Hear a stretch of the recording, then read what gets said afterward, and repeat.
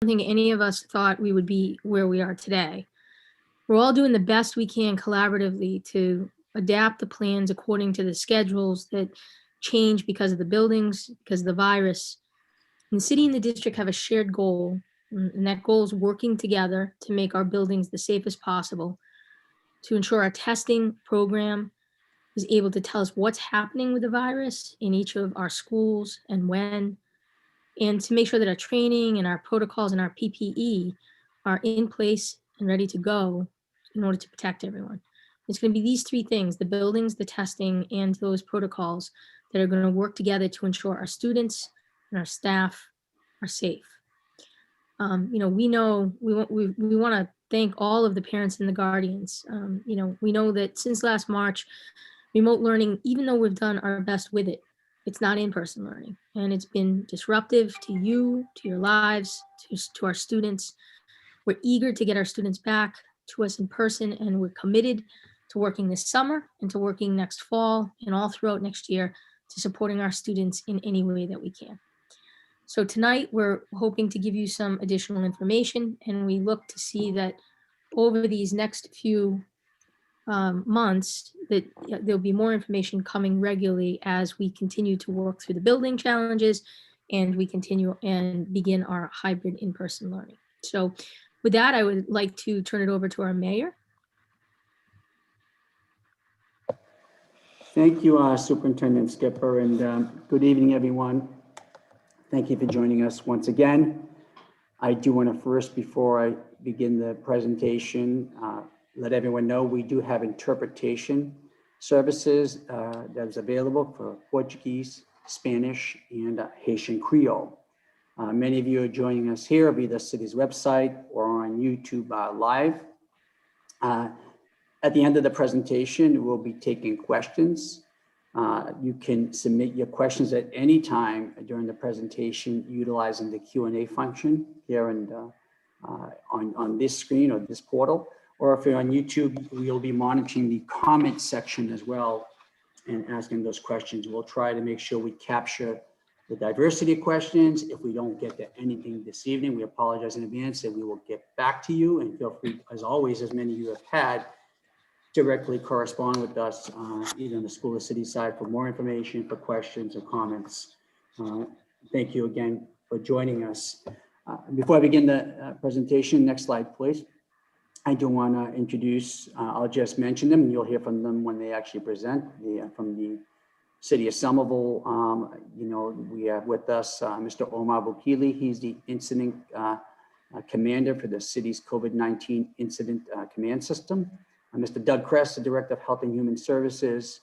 Mr. Rich Rage, many of you are familiar with Rich. He's the Director of Infrastructure and Asset Management. And Ms. Kristin Stelgis, the Director of Somerset, but also in terms of the incident command system, she's the head of the planning division in the COVID response team. And I'll ask the superintendent to introduce these school panelists.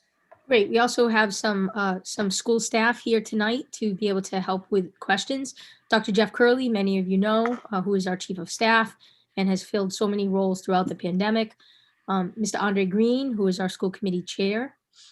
Chad Mazur, our assistant superintendent for curriculum instruction and assessment. Many of the parents have spoken with him over the course of the pandemic. Ms. Davila, Sarah Davila, who is our administrator in charge of our L programming, our multilingual learner education, and our family and community partnerships. Liz Doncaster, our director of student services for SPS. Susanna Hernandez Morgan, who is our chief communications and development officer and someone who works tirelessly on sending out all of our communications. Dr. Q, who is our early education director. Rosanna Parabello, who many of you know from community schools. She's the director of that program. And Christine Trevisoni, who is our special education director for SPS. Thank you to all the panelists for joining us tonight. I'll take it back. Thank you, Superintendent, again. As we begin this presentation, I do want to just emphasize and reiterate the importance of how we're seeking to build a safe and really a sustainable reopening of our schools. And as we mentioned in previous meetings, we have all seen and heard the stories and reports of the many school districts locally and really across the nation that have had to open up their classrooms, but really only to cycle through numerous reclosings and reopenings when there's evidence of an outbreak or new cases. I don't completely understand what every family is going through, especially those who have high need kids. But I want you to know we are acutely aware that you're all shouldering an incredible burden. Our parents are especially dealing with the hardships of the pandemic and making sure their kids, our students, are ready for schoolwork. We know and recognize this has been really difficult and challenging in so many ways. Our reopening plans are designed to reduce those challenges going forward. And I share everyone's frustration and what we've experienced up until now from a failure, complete absence of national leadership, and now with a new president and administration that is taking the responsibility of moving with a broad-based national plan of attacking the pandemic. That is certainly refreshing from a local level. I can't emphasize that enough. That leadership is crucial. And with his most recent announcements today as well, in terms of increasing the amount of vaccinations and vaccine dosages, but also to what's happening at different states and really the abdication of any type of responsibility to develop plans to respond to COVID or how we open up schools. So we've had put and tried to put the most well-informed plan and make policy decisions that has the highest levels of health and safety that allows us to, one, keep our teachers, staff, students, families, and communities safe, but allows us to carve a path to the pandemic and not having to react to any particular one case or something in isolation. And so having to go back and forth on whether schools are open or not.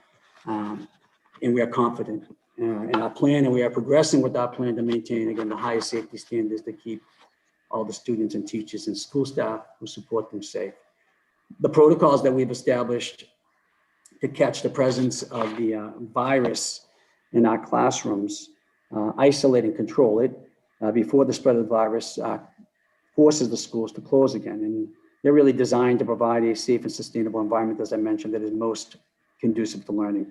And that's what we mean, as I mentioned before, and I want to restate, by sustainable opening, because as difficult as this is for so many of you and so many families, we don't want to add to the trauma of uncertainty to students and families with the constant seesawing of opening and closing, just as we don't want to see our school community harmed or anybody else in the community harmed by the virus. For those of you who are connected to someone you know or care or love in a way that you suffered a loss, our heart goes out to you and your families.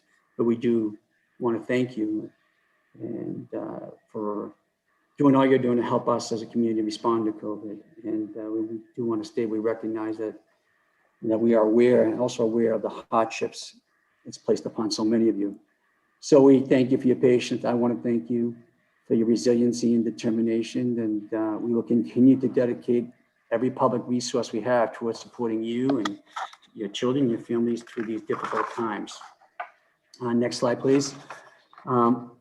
Again, safety remains a top priority for reopening schools in a phased manner, and our city and school staff are using this time to finalize extra safeguards to minimize the risk to students, families, and staff.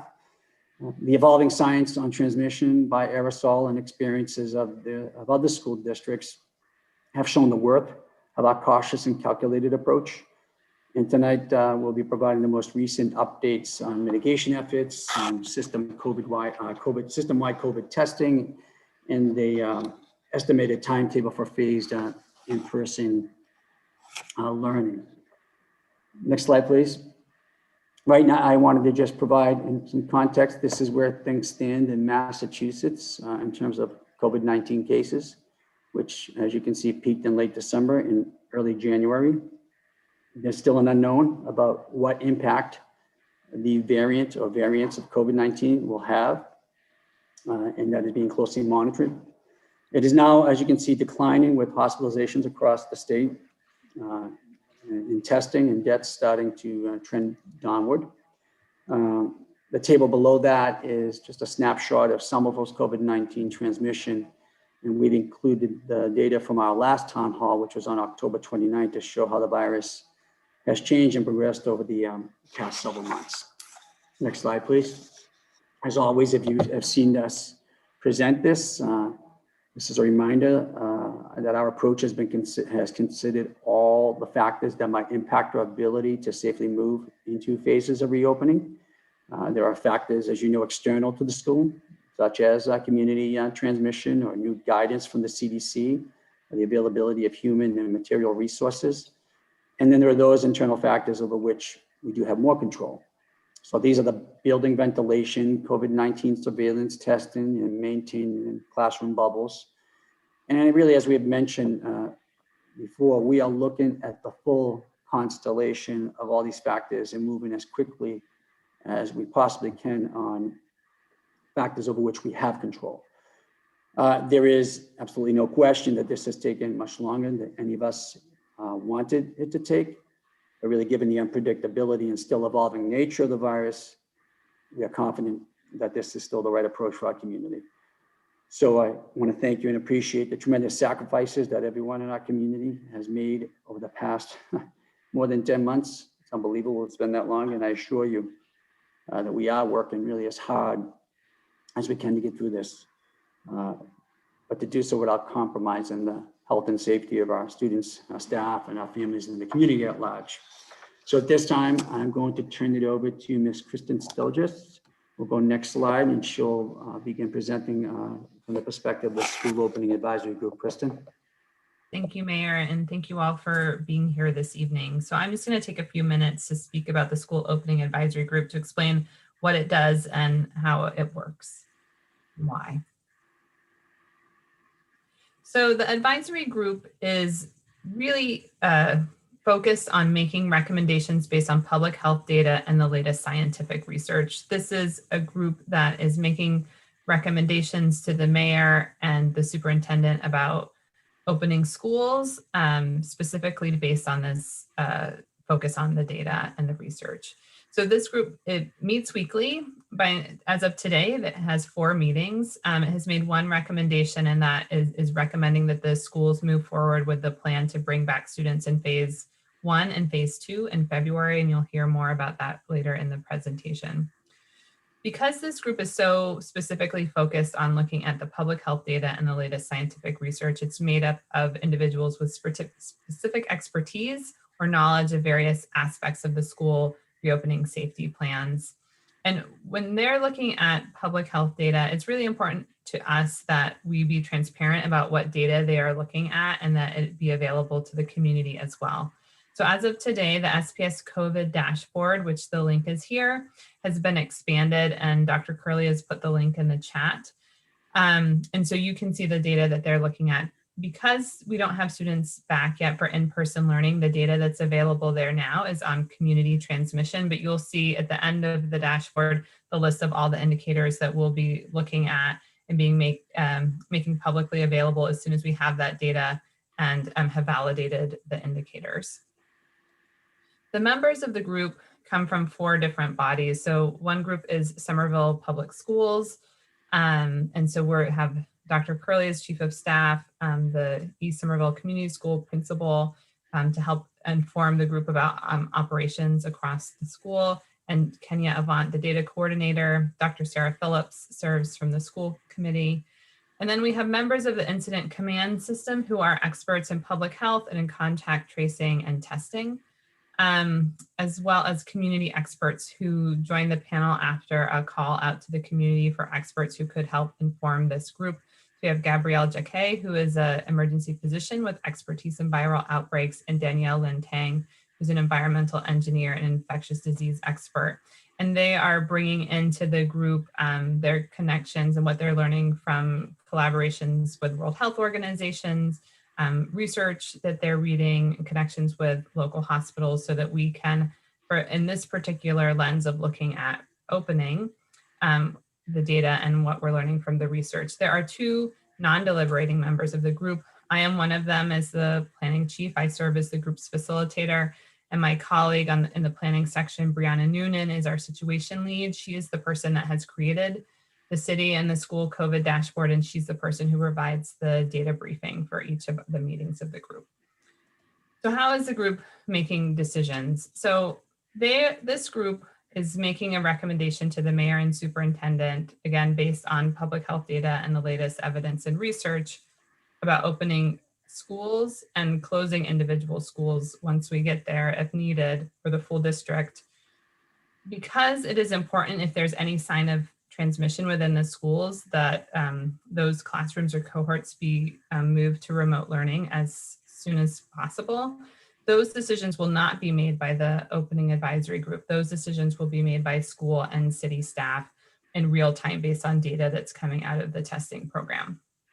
So factors that the school opening advisory group will be considering and making the recommendation include the data that's available in the dashboard. There are no specific thresholds set for any of these indicators so that we can look at the data, how it's interacting dynamically. We also know that based on the strength of the testing program and the other protocols in place, that the best data about our community is going to be coming from the testing program data. And so we'll be relying on that very heavily in the discussions in the group once we have students back and in-person learning. And the group is also paying very close attention to the latest research and guidance from WHO and the CDC. And as I mentioned, this group is just but one piece. It's very specifically focused on the public health data and research. So I'm going to pass it off to Dr. Curley, who's going to be talking about the other groups and bodies that are informing decision-making around school reopening. Thanks, Kristin. So, the reopening process has been a complicated but coordinated effort between our staff, our schools, districts, city, community partners. There's people I'm sure watching that have volunteered their time. Lots of scientific and medical experts in the community and throughout the greater Boston area have all lent their expertise to us. One of the things we'll talk about in more detail is a close collaboration between the district, Health and Human Services, and the city to collaborate on COVID testing and contact tracing efforts for any positive cases within the SPS community. Since December, we've been COVID testing essential building-based staff, including food service, after-school staff, teachers who are teaching outside, and we're expanding that program quite rapidly thanks to support from HHS and the rec department. So there's been a lot of input within and support from the city in building this reopening plan. We also are sharing all of our proposals and protocols with staff and with our bargaining units. We have agreement on shared reopening with nearly all of the different bargaining units in our system. We're in the final stretch, hopefully, of negotiation with the Somerville Teachers Union. And we're regularly trying to share information across these groups, including with school-based reopening committees that are comprised of teachers, paras, parents, and counselors. All of this, we're taking into account kind of the evolving science of COVID with support from medical and scientific experts, some of whom serve on committees, as Kristin mentioned, some of whom have come and talked to us in public town halls. So all of that we're trying to synthesize and put together in a coordinated effort. I'll turn it over now to my colleague, friend, and often frequent evening presenter, Rich Race, to talk a little bit about the buildings. Thank you, Dr. Curley. So I've got a couple of slides to go through. Susanna, you can go to the next one.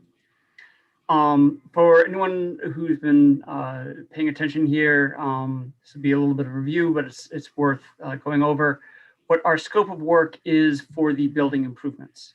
And they do fall into a couple of different categories that are good to keep in mind as we progress the work and look to open the buildings. For minimum threshold for occupancy to open the buildings, we need to upgrade the filtration efficiency, increase from MERV 8 to MERV 13 to filter out the virus from the air, and increase the ventilation rates to the rooms.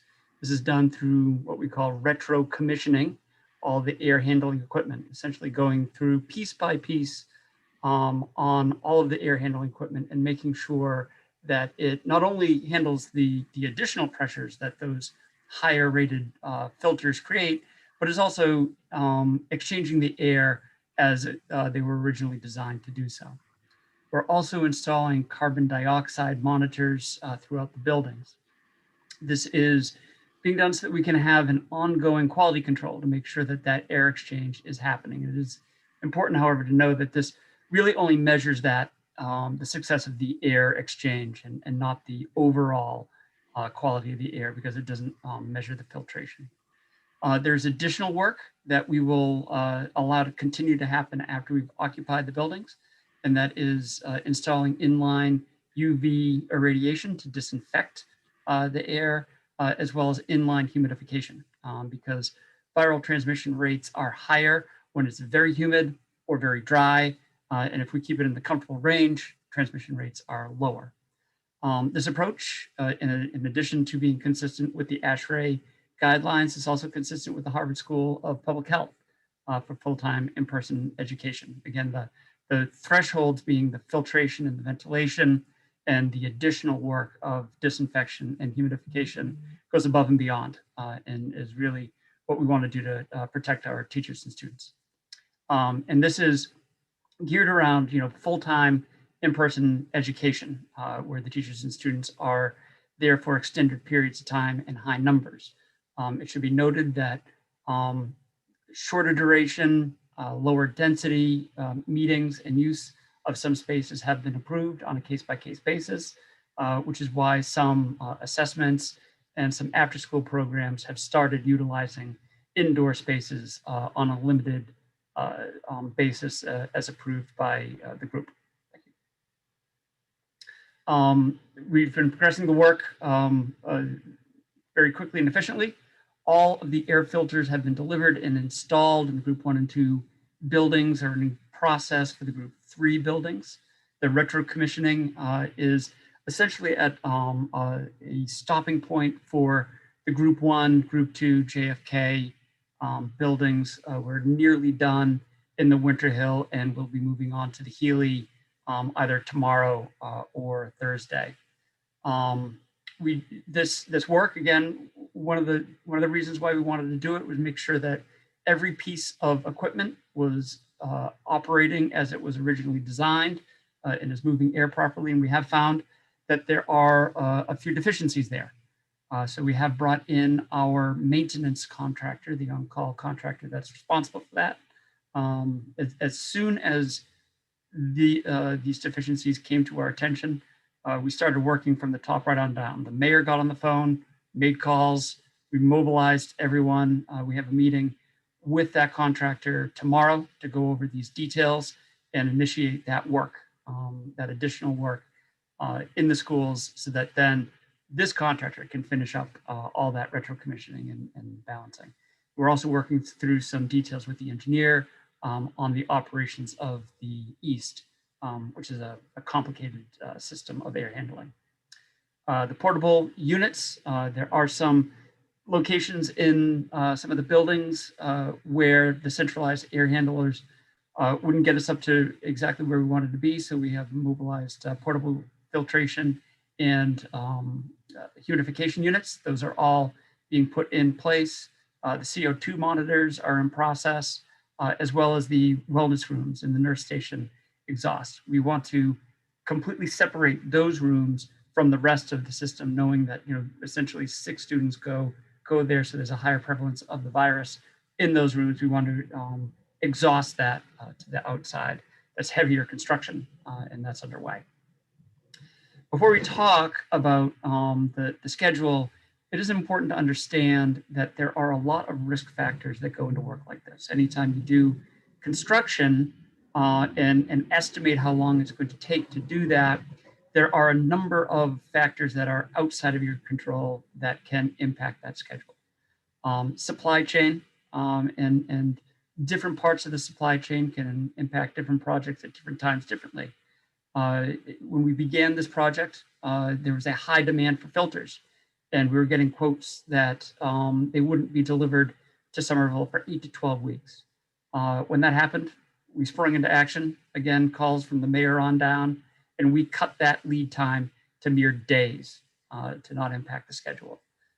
Labor force can impact. If we have tradespeople that contract COVID-19, obviously we'll have a labor force issue. Luckily, that hasn't happened yet, but it may still. Even just the work involved. The estimates could be off. There might, because of the speed with which we've implemented these projects, there might be things that have missed that we have to add. That will impact the schedule.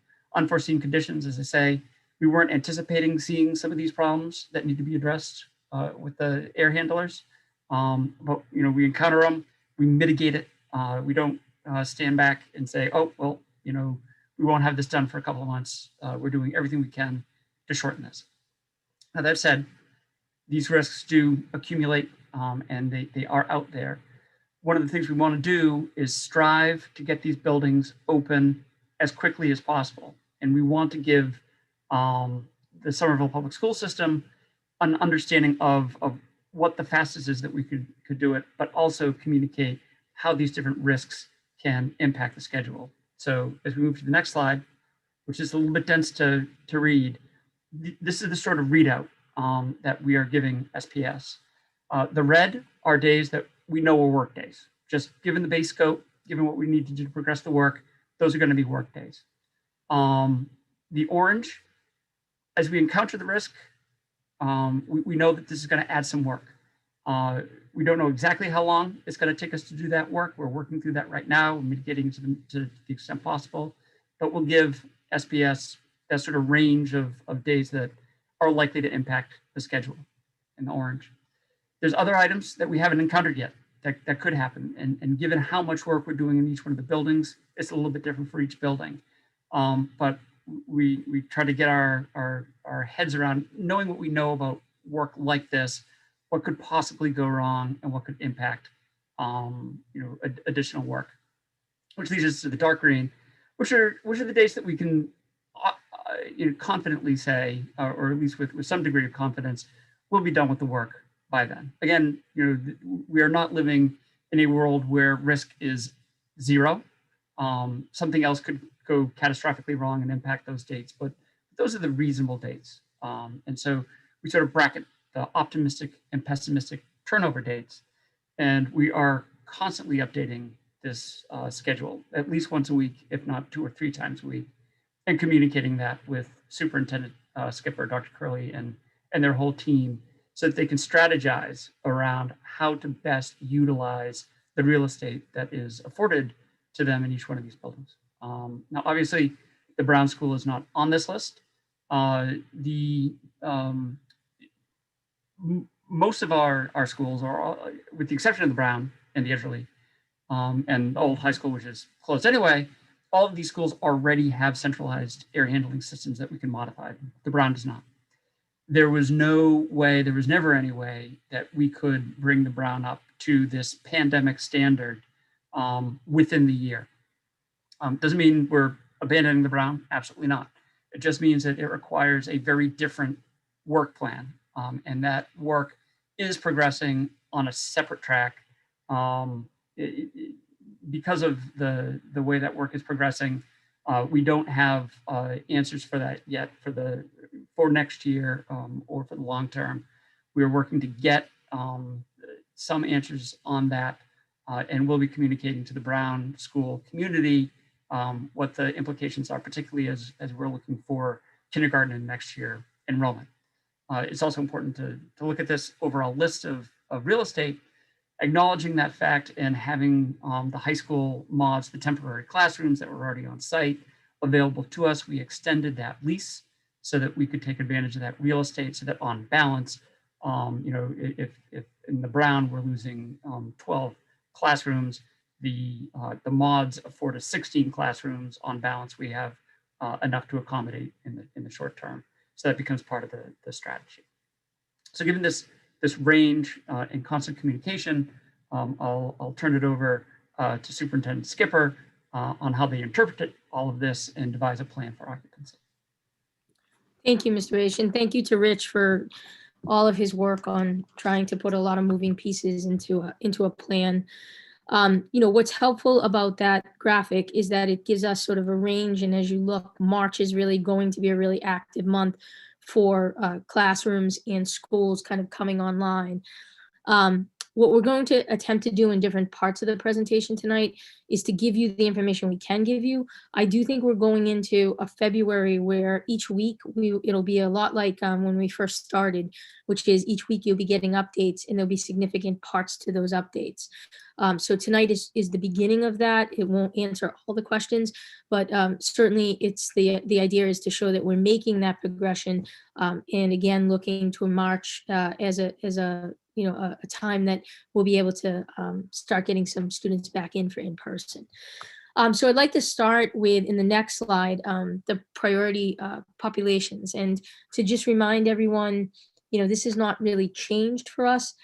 This is identifying populations, particularly our special education, English language learners who are having a great deal of difficulty actually accessing the remote learning.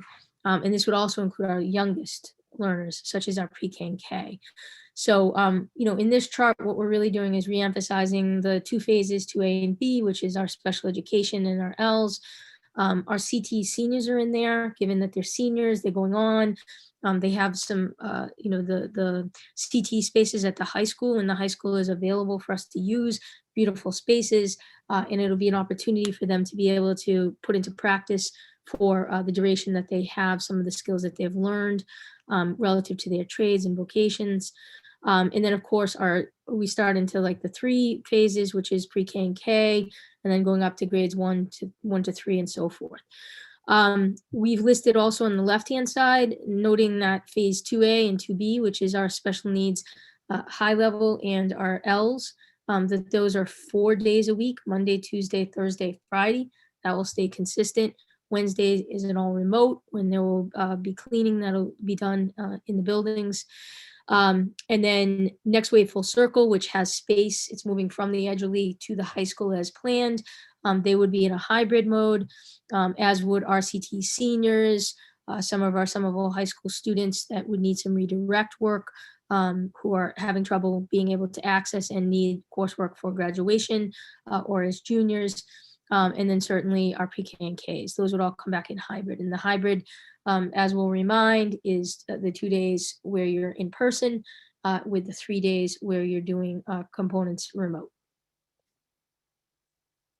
In terms of the building changes, we've been trying as best we can to figure out how to use what we do have. So we were able to brainstorm with the city how to get in and use some of the spaces now that some of the work around filtration has been done and so forth, keeping the population to a low density, but using spaces so that that first group of high priority special needs students who are not able to access at all will be able to do that.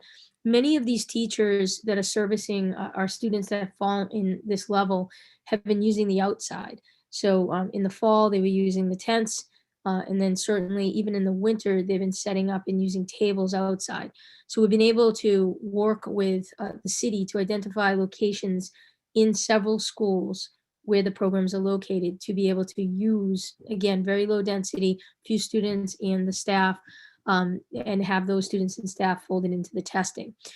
Director Trevisoni has been a great advocate of this, and has helped with a lot of the operations. So I'm going to actually ask her to just do a quick 2-minute on this, because I do think it's important to note that we are beginning to be able to get services to our highest needs.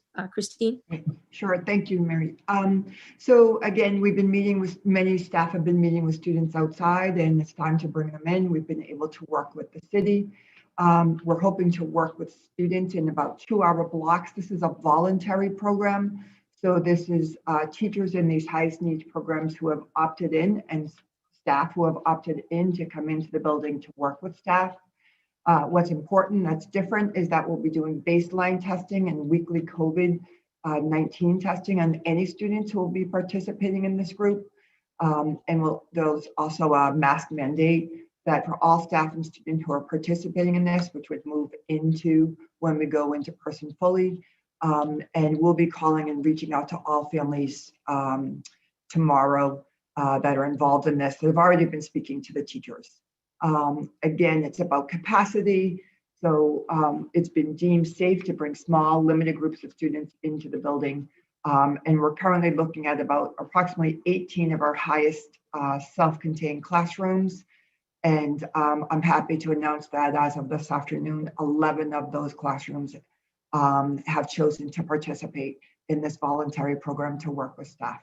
So again, staff will identify who feels comfortable returning. They'll identify the students, the days and times for these sessions, and reach out to families. Great. Thank you, Director Trevisoni. So this next slide hopefully will help parents to get a sense of what we're thinking in terms of the building of return.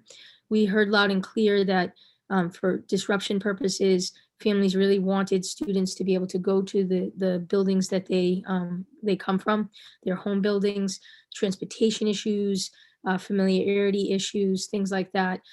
It also, for us, was a priority because the logistics of moving entire programs and or schools is a large undertaking.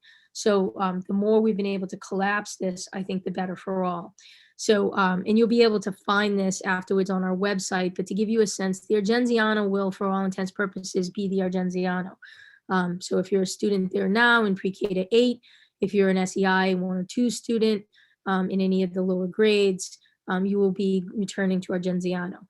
Additionally, because the Healy will not be able to come up for quite some time, the L learners who we identify as SEI 1s and 2s from grades K to 4, they will be placed as a program over at the Argenziano. This will actually allow all the SEI 1s and 2s from K to 8 to be together as support. And so that is the one program move from the Healy that will need to happen. The Capuano will, for all intents and purposes, be the Capuano. The AIM pre-K and K will be there. The ECIP classes will be there. And the pre-K and K SMILE classes and kindergarten classes will be there. At East Somerville, that will too be East Somerville, K to 8, the UNITAS program, and the special education multi-graded, which serves grades 5 to 8. So that will all be at the East. In the high school mods, as Mr. Raish indicated for the Brown School, we also heard it was important for the school to stay together. And so we are fortunate enough in the mods to be able to have a place that will allow all of the classrooms and the staff to come together in the mods. And so that will be a whole school move from the Brown over to the mods. The Kennedy is the one that we are still looking at. Mr. Raish's chart it has a large band of a little bit of unknown there. And so right now what we're sort of safely saying is that the SEEK program and the pre-K to 8 for Kennedy would go to the Kennedy. What that leaves are the life skill classes that are at the Kennedy. We had already slated the lower life skills, the younger students, the K to 3, to go to the high school because they can't access or do it through remote. What's at question is whether we move the other life skills class over. So that will be a decision that once we get a little bit more information will be made. Somerville High will be very heavily programmed. To start with special education, most of all of Winter Hill in some way, shape, or form will be at Somerville High. In the case of special education, you will have the AIM program for our students with autism, and that runs grade 1 to 8. That will be located at the high school. The life skills minimum lower for the Kennedy, but we're also thinking that it actually may be the K to 8 strand. The SKIP medically fragile at the Kennedy will be at the high school. The multi-graded Healy, which again, because of the grades, it's serving the younger grades. And then as the older grades come back, they would go to the high school as well. Somerville High School itself has resource room and ASD learning labs. Those would both be situated there. Life skills at the high school 9 to 12 would be there. The transition class from the high school would be there, and SHIP, our medically fragile high school students, would be at the high school. So a lot of the classrooms at the high school will be dedicated to supporting the special education highest needs programming. Additionally, for our English language learner students, the Winter Hill SEI, which runs grades 5 to 8, will need to be located at the high school. We will be creating multilingual learning centers, and these centers will be for students who may not be in an SEI class. They may be levels 3 and 4, but they need some additional supports in terms of access, as well as Somerville High newcomers, ESL 1s. General education programming, Winter Hill pre-K to 8 and Healy pre-K to 3. We still have hope that the Healy will come on potentially after April break. That may mean, or before, that may mean that we can bring additional grades back to the Healy. But as it stands right now, we're counting on pre-K to 3 staying at the high school with the Healy. Next wave, Full Circle, which was always slated to occupy its new location at the high school, would still plan to do so. And Somerville High CTE juniors and seniors redirect learning labs, which would be for students, again, looking at seniors, juniors to start who need particular courses and are struggling to graduate, and then kind of working down into all the way to the 9th grade. That would be done through a learning lab model. The Somerville High or the Somerville Child Care Center would be located there. And then each of the houses is looking right now at also having some additional learning lab opportunities for students who want some quiet space to be able to come and use. West Somerville would be just West Somerville, pre-K to 8. And then again, little notation at the bottom, the Healy, again, what we do know is up till 3rd grade, Healy will be at the high school. 4th grade up, we are going to wait to see if we can get some good news that the Healy building piece will come on sooner. The Winter Hill will remain for the year, no question, out of the Winter Hill and at the high school. So this chart is helpful, I hope, to parents and to staff so that they know this is where my child's going to be going. In addition to this, we will be doing an amazing amount of outreach to families, to parents, as we'll be starting to survey and ask questions around, is the intent to come back? Is the intent to stay remote? But this will at least, try to minimize the transportation issues. In the case of special ed and ELL, which is the bulk of the students going to the high school, we will be providing the normal special education and ELL transportation. Next, please.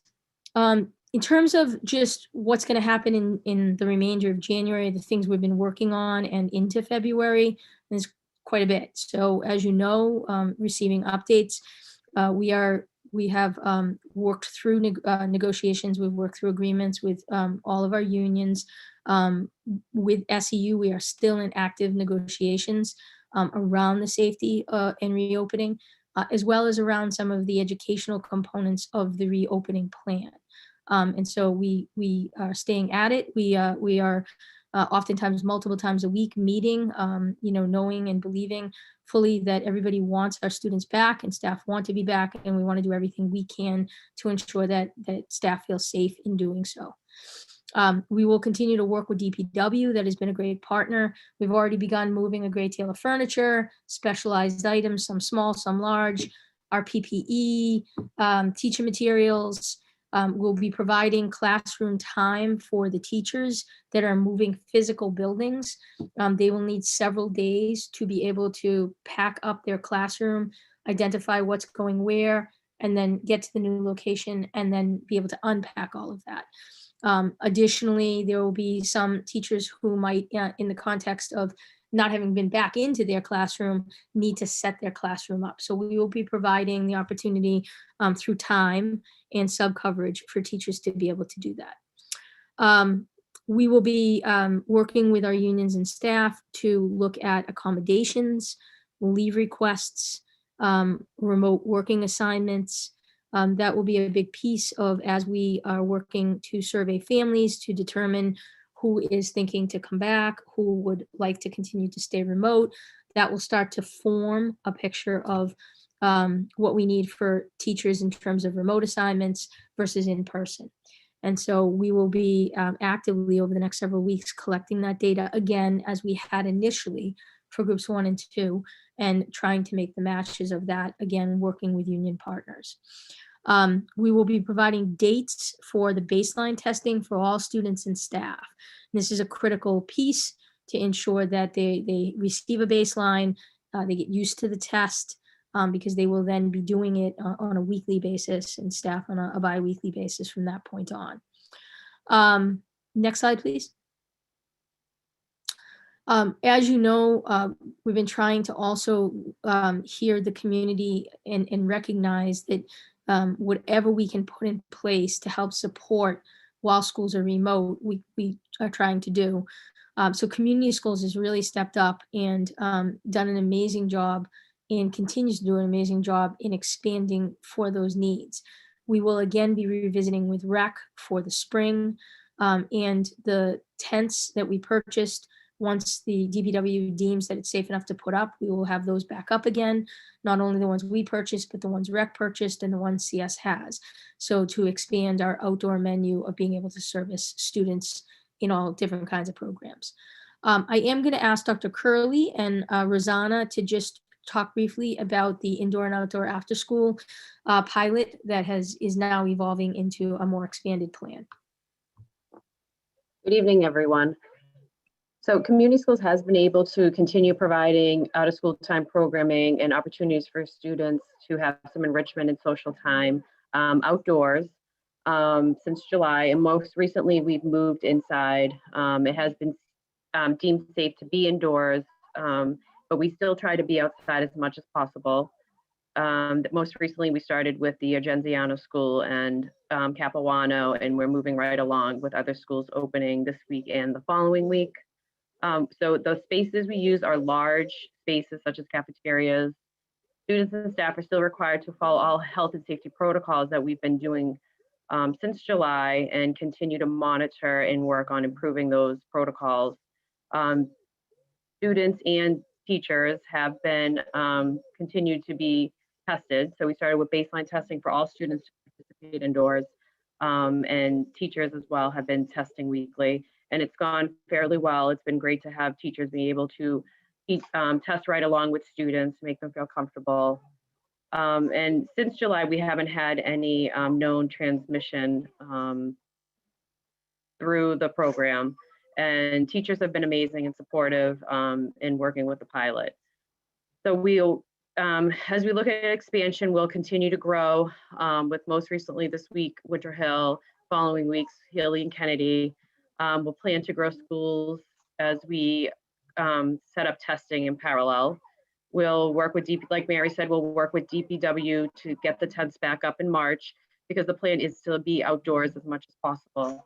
And then we're continuing to explore the possibility of expanding programming to our youngest students for pre-KK, but it will depend on the in-person hybrid learning. So the next slide this is a snapshot of the schools that have reopened to offer limited indoor programming and the start dates and students. As you can see, it is small groups of students, and we're moving right along to try to open up all the schools before the February vacation program. And then we hope to have Brown up and running as well, and find a place for them to be. So all the programs will be indoors.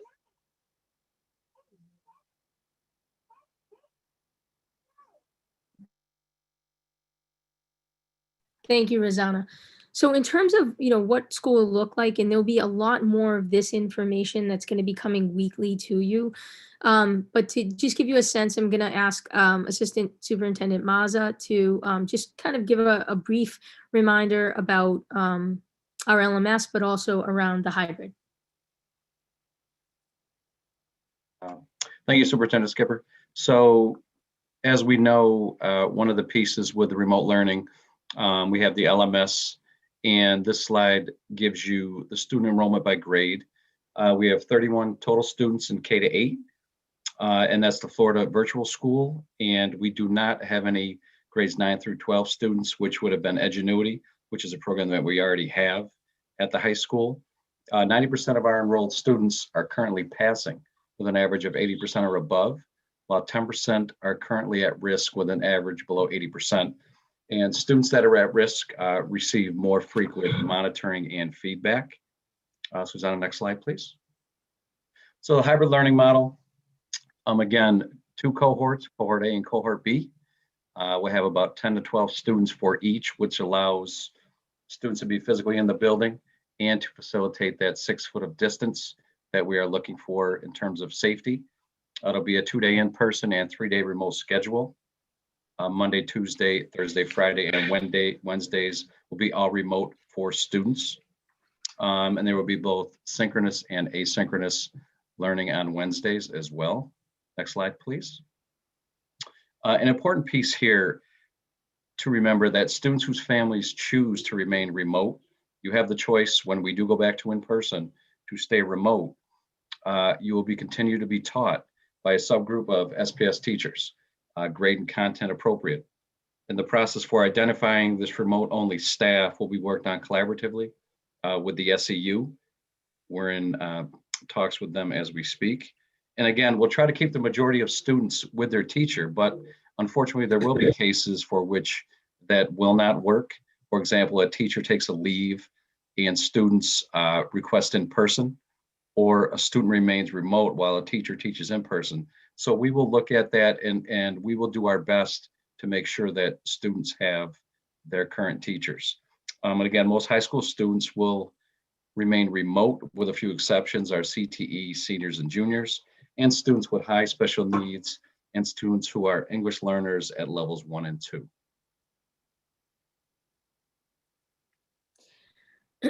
And so, you know, as students are going into school, it will look really different. School principals will be sending out information regarding student drop-off and pickup, a reminder about daily checks. In this, you know, in this case, sanitation stations have all been installed. You know, we're looking to develop videos and have been working on that to help students and families get a sense, age appropriate, of what it'll be like to return to the buildings. And we'll be sharing those with families over the next several weeks. Again, all as ways to help with transition to get back in person. Again, in terms of the directional signage, the floors have signage, the walls have signage. We will also be ensuring the 6-foot distance, and that includes directional of staircases. I mean, really all the thoughts of how the flow of the buildings will be. The hand washing and sanitation stations have been set up throughout the school buildings. Additional portable sinks have been brought into some locations. There'll be lots of opportunities for the students and the staff to take short mask breaks, identifying areas that are well ventilated, and also obviously the outside. You know, as Superintendent Mazda mentioned about the cohorts A and B, you know, we'll also be working with community schools around this, having heard the desire to have students attend community schools on the same days that they're in person. There'll be some nuances, the specialist classes, some counseling classes, some of the English language and the special ed supports will continue to be online. Again, thinking of cohorting and safety where that can't happen and there's adults that are crossing across too many of the groups, we will keep remote. We will be requiring the weekly COVID testing for students and staff. That's a critical part of our safety plan. And over the next few weeks, as the building work gets completed, we're going in while the building is still actively being done. And as we're continuing to finalize negotiations, we'll be sending out more specific details on a weekly basis, as well as training opportunities for students and staff and parents. And at this point, I'd like to turn it over to Director Kress to talk a bit about the COVID testing plan. Thank you, Superintendent. I appreciate the time to be here tonight, and hello to all of our parents, and thank you for all of the work that you are doing during this pandemic. I was talking with some of my staff earlier today and realizing that we have been working on this for almost a year now, so it is taxing. I completely understand. I think we've been through a lot of the information that I'm going to cover tonight, so I'm going to try and go through this fairly quickly tonight so that we can have some time for questions and answers at the end. Next slide. As you see, one of the things that's most important for us that we can do is take a couple of minutes each morning to stop and do a daily self-assessment for our symptoms. We're asking parents to consider doing this at home so that we can keep the virus out of our school. This form that we have in front of you is just a quick checklist that we're asking parents to do on a daily basis for your students, but this is something we all should be doing prior to leaving our homes, because we do want to make sure that If you're having any of these symptoms, please stay home so that we can slow the spread of this virus. Please note that this is also in multiple languages, so you can see how that does fit within there. Next slide. While we're hoping that students who are not feeling well will stay home, but we understand that sometimes young ones do come to school and they start to feel sick while they're at school. So we need your partnership as parents and guardians to ensure that they get home safely to rest and do that in a safe and quick manner. So we have set protocols and we put a plan in place for when a student does become ill at school. First of all, the student's going to be with an illness is going to be sent to the school nurse's office. And there they're going to be assessed for all of their symptoms and determine if the student can stay or if they need to be sent home. If they're showing signs for COVID-19, the school nurse obviously will be calling you to let you know what the details are about this. Now, if the student will need to be picked up, they should be picked up within 30 minutes of the call. That will help keep the virus out of our schools and make sure that we can remain safe for the rest of the students in there. Once you arrive to pick up your student, the nurses will give you an update on the student's progress, where they're at, and provide some guidance. And that may include contacting your primary care physician to give them additional information and to seek additional medical treatments. And it may also include getting the students tested outside of the regular protocols that we have in place. Next slide. So when we look at this first, I want to say thank you to all of you parents and the students who went and followed the state's immunization requirements of getting the flu vaccine.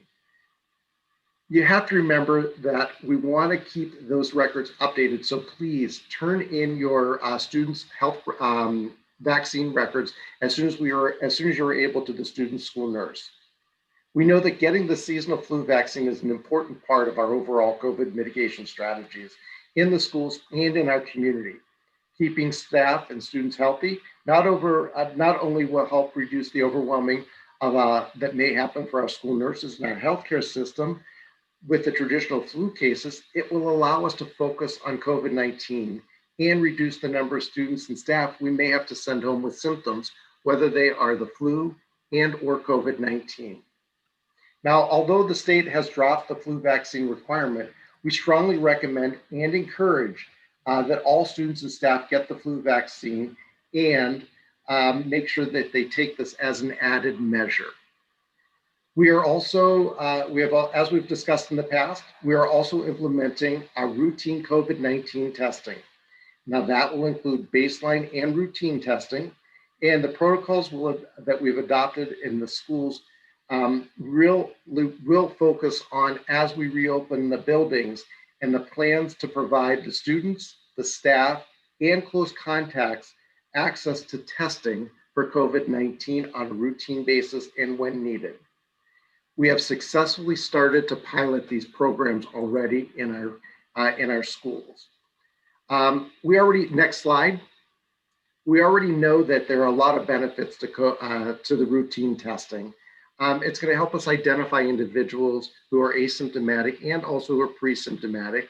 We're able to rule out for those people who may have some symptoms, but it's not a COVID-19, and they're able to return to school at an easier and faster term. We also know that the baseline and the frequency of the testing will help evaluate the effectiveness of all the other protocols that we have put in place. Next slide. So one of the things that I think a lot of people are unsure of or kind of wondering about is what's the progression of COVID-19? We find that these kind of graphics are a little helpful for you to understand it and make it a little bit more simple. When we look at this information, we know that there's an exposure point. There's a short period of incubation period where somebody may not have any of the symptoms, but eventually will becoming symptomatic. Not all people will have symptoms, however, and then eventually it becomes into recovery. We usually look at that incubation period time before they have symptoms between 4 and 5 days. Next slide. And then when we look at the infectious period, it usually begins a few days before the symptoms are starting to appear. So if you look at this and you look at the timeline on here, you'll see where the viral load really does take a very sharp increase in how much virus is inside of the system fairly quickly Once the virus is there, that will take about 4 days. Then we're starting to see the infectious period when somebody actually can shed the virus and pass it on to others. And then they may or may not have symptoms. And it quickly then also, as you see in the graphic here, we start to lose that viral load, which slowly leads us to no longer being infectious. Next slide. So when we look at this, we understand why the screening test can help detect the virus even before we're starting to see some of the symptoms. And that's why the tests that we are performing are going to be the PCR tests during our routine screening, and a critical way to help keep the virus outside of our school systems themselves. And again, this is to identify the students and staff who may be pre-symptomatic and be able to get them out of the schools and slow the spread of the virus. Next slide.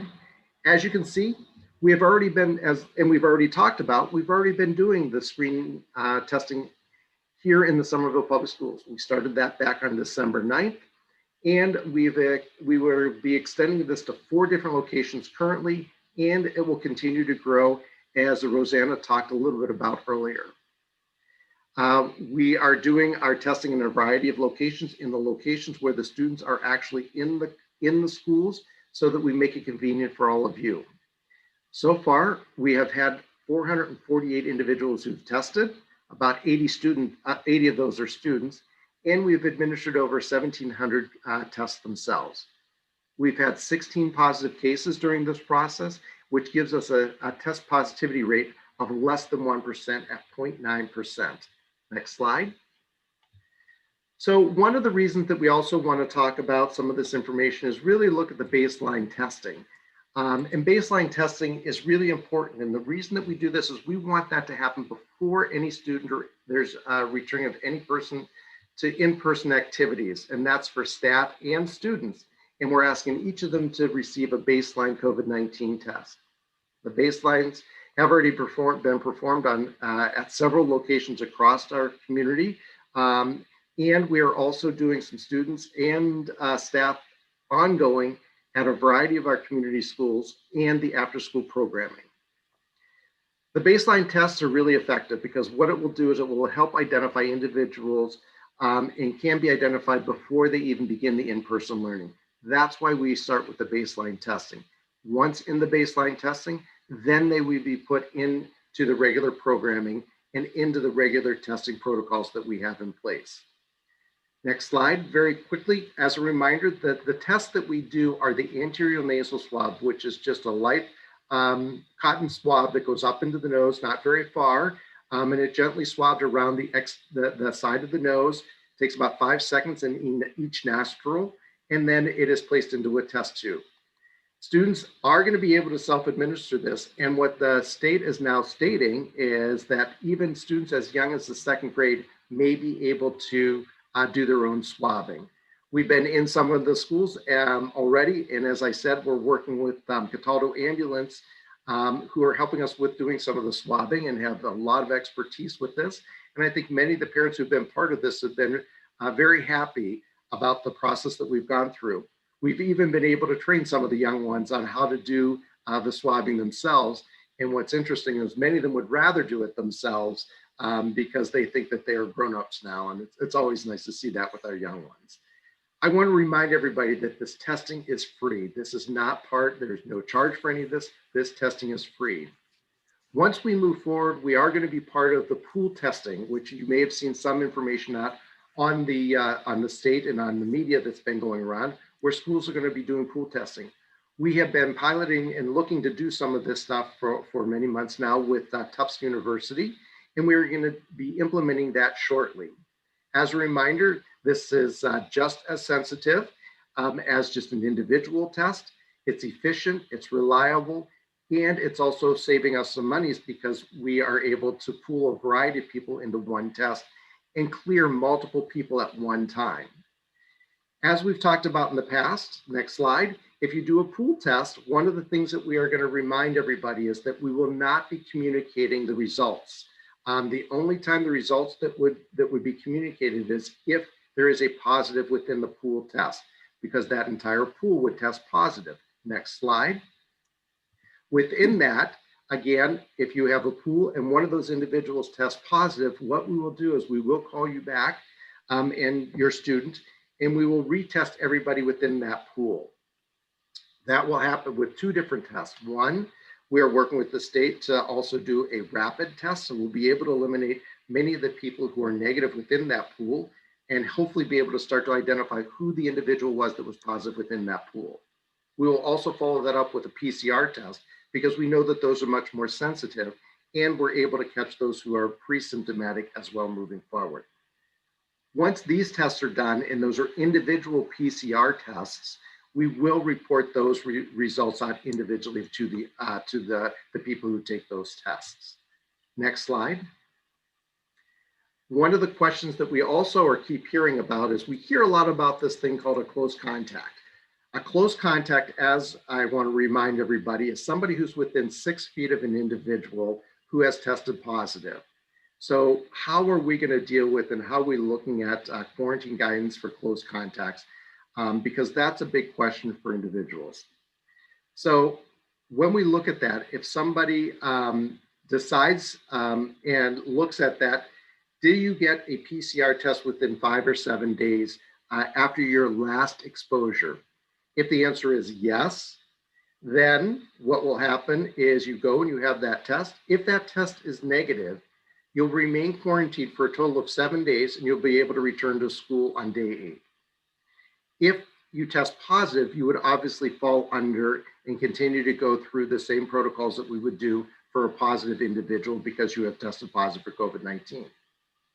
If you choose to not go and have a test done, we are going to ask that you are going to go and you're going to quarantine for 10 days and you're able to return on day 11 and continue to monitor for symptoms for up to day 14.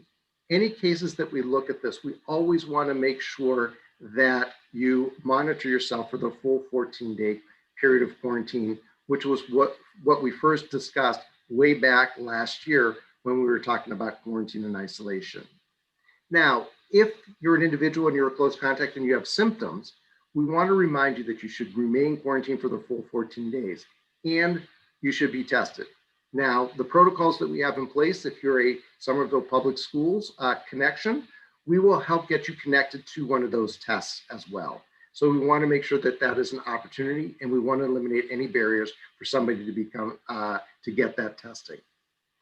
If you come back and you decide to wait and not have symptoms, but you test negative, we still encourage you to continue to follow the quarantine for the full 14 days, even with that negative test, so that we can make sure that we don't reintroduce or introduce the COVID-19 into the system itself.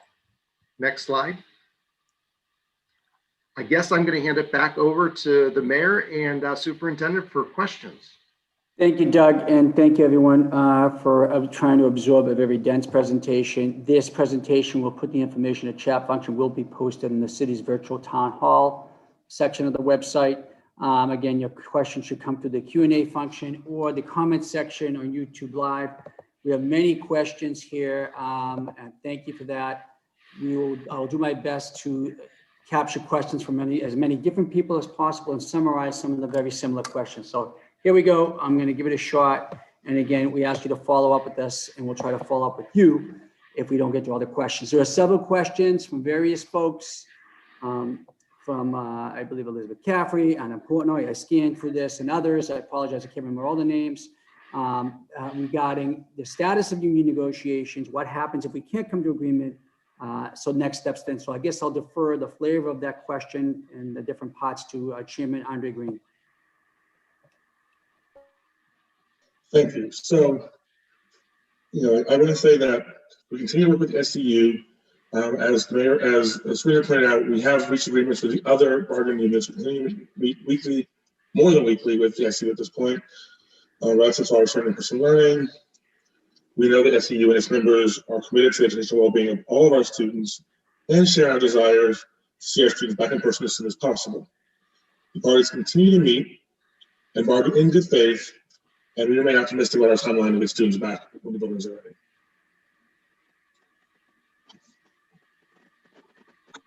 Thank you, Mr. Green. for the superintendent and others to answer this. A general question, there's several people ask a similar question. Can we commit to full-time in-person in the fall? What is the likelihood of that happening in the fall? Will the district be at 5 days in person in the fall? And Superintendent Skipper, that captures several people's questions. Sure.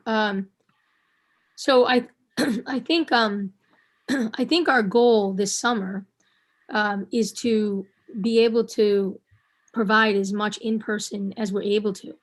That's something we're actively looking at right now, particularly for students who really struggled with the remote, and they may fall into categories such as our high needs special education, our English language learners, but it could also be our gen population.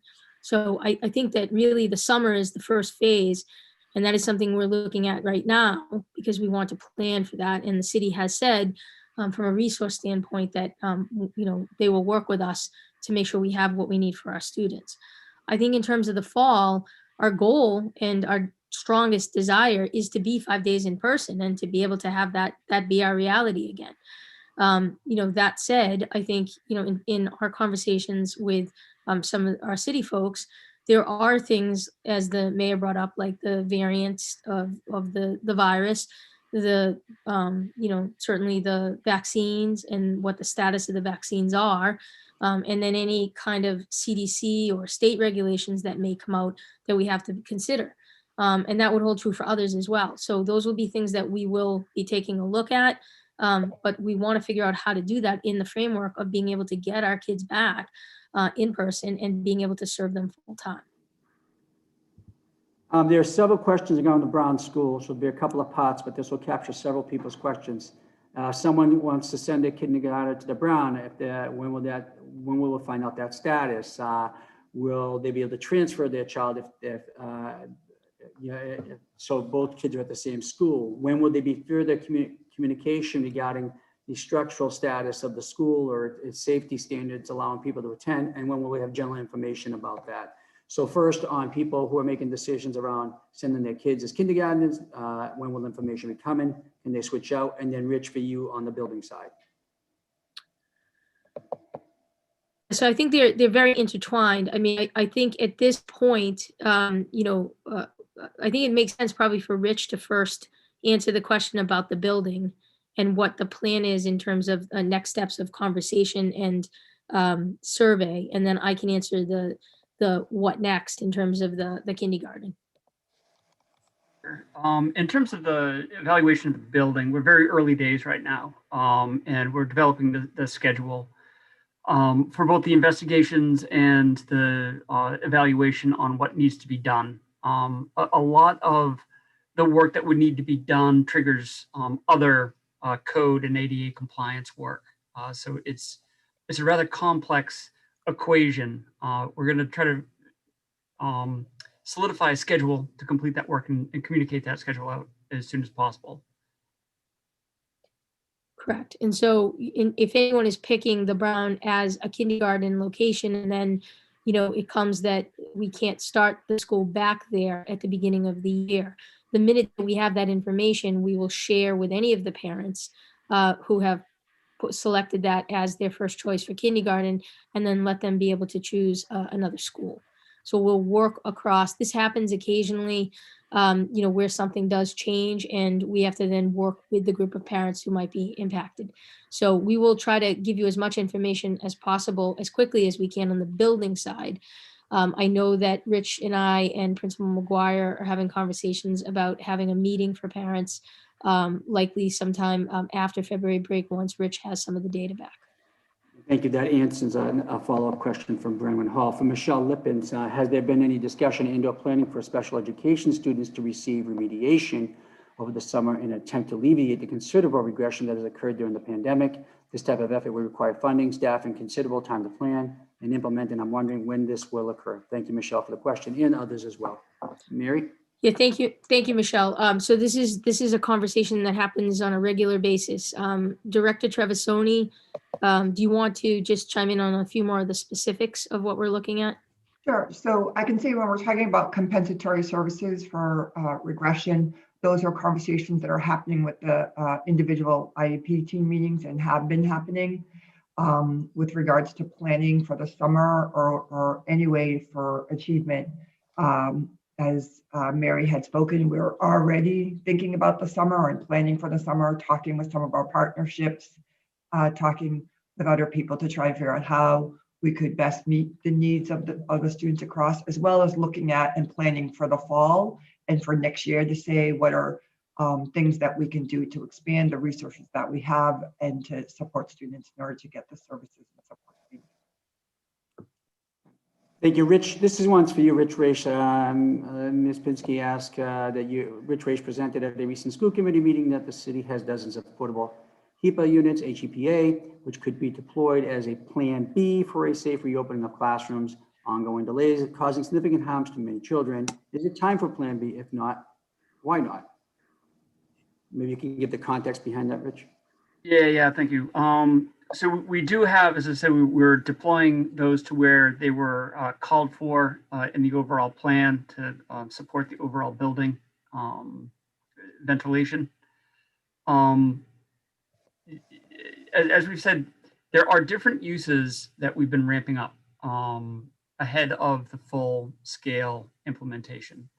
And we communicate with Superintendent Skipper on almost a daily basis to refine this plan. I think if we start finding that we want to redeploy some of those to start getting a better head start on some of the high needs kids in certain rooms, we can certainly do that to help support higher density or more frequent touch on that. But from an educational program standpoint, we would support Mary and her crew on anything we would need to do on temporary redeployment of those to different areas. Thanks, Rich. Thank you for the question. Amy M asks, will testing data from the community schools program be added to the Somerville Public Schools COVID dashboard? Kristin? Hello, I can answer that, Mayor. So yes, when we have the testing data up on the dashboard, all of the data from the full SPS testing program will be folded in together. And then once students who are in the after school program are present for in-person, for those that will be possible for, they will be folded into the regular testing program and will not additionally be tested in the after school program. Thank you. From Beatrice Gomez, are issues with deficiencies due to deferred maintenance issues in our schools? It is my understanding some school systems have not been touched for a decade. How is the city addressing the issue? Rich? Yeah, so we are getting to the bottom of the ins and outs of the contract with the on-call maintenance provider. As it happens, that contract is due to expire. We were already in the process of improving that contract for its renewal, and this is informative in that process. And part of the discovery here will be finding out exactly how to better perform all that work in the future. Right, yeah, I agree. And there will be more information to come on that. There was a question about when did the buildings fall in disrepair. The buildings are not in disrepair. I just want to make that clear. School buildings are actually the best buildings in the city, including the one I'm sitting in now in City Hall. There are several questions I just want to try to summarize regarding concerns around high school students and coming back to school. If we could clarify for parents, and I think this captures several questions, are high school students coming back at all this year? Is there a plan for them? People have referred to the absence of any information on that and concern. I think this might be coming from the students as well. That's the general flavor of the questions, and I will ask any others that I missed in that summary. Mary? Sure. So right now we're trying to get settled the high needs programming at the high school. We know for sure, it's a fully fit building. We know for sure the Winter Hill and the Healy are two buildings that do not have the option to go back to their building for some time. We are trying very hard to place all the other programs back into the original home school so that we may have additional space at the high school for high school students. That will get sorted out over this next month as Rich's chart becomes more narrow and we actually have more defined dates to be able to say this group will start then, this group will start then. For the high school students right now, we're looking at CT seniors and juniors. We're looking at special education students at the high school level, and we're looking at Ls at the high school level. Additionally, Principal Lagambina and his whole administrative team have been meeting in guidance to look at being able to run the equivalent of learning labs for various grades for students who are disengaged, not making good progress, to be able to come in to different pockets of the building and be able to do their studies there and get support. So in the traditional sense of the classes, that is likely not to happen. If it were, it would probably happen for one of the grades, and it would probably happen after the April break. However, there will be opportunities for high school students in these various ways to be in the high school building, to be getting services, just not in the traditional sense of a regular schedule. There's a couple of connected questions from, I believe, one of our students, Wilbert. Thank you, Wilbert, for the question. Will all students, including elementary school students, be tested as part of the testing program in the schools? So this Thanks, is a great. Will. Oh, go ahead. Thanks, Wilbert. That's a great question. The testing is available. It will be done on students who are in-person learning, who are entering into the school buildings. And Wilbert, you had another question around scholastic sports.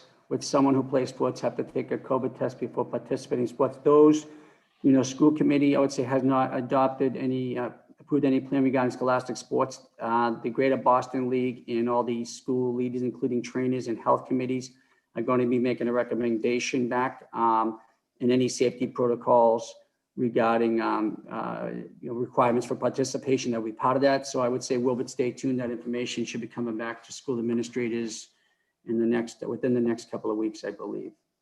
And thank you for the questions again. From Julia Toof, do the summer plans for SPED potentially include 4 to 5 days a week for a class or camp? Would services be provided as well to make sure SPED students are caught up for the next grade year? Again, thank you for the question. Yep. Thank you very much, Juliet. So this is a great question. It's something that we are working to, yes. And it's something that Director Trevisoni is already trying to line staff up for this, as well as programming that might not exist just in Somerville. Kristin, I don't know if you want to talk about a few examples, such as the reading program and so forth.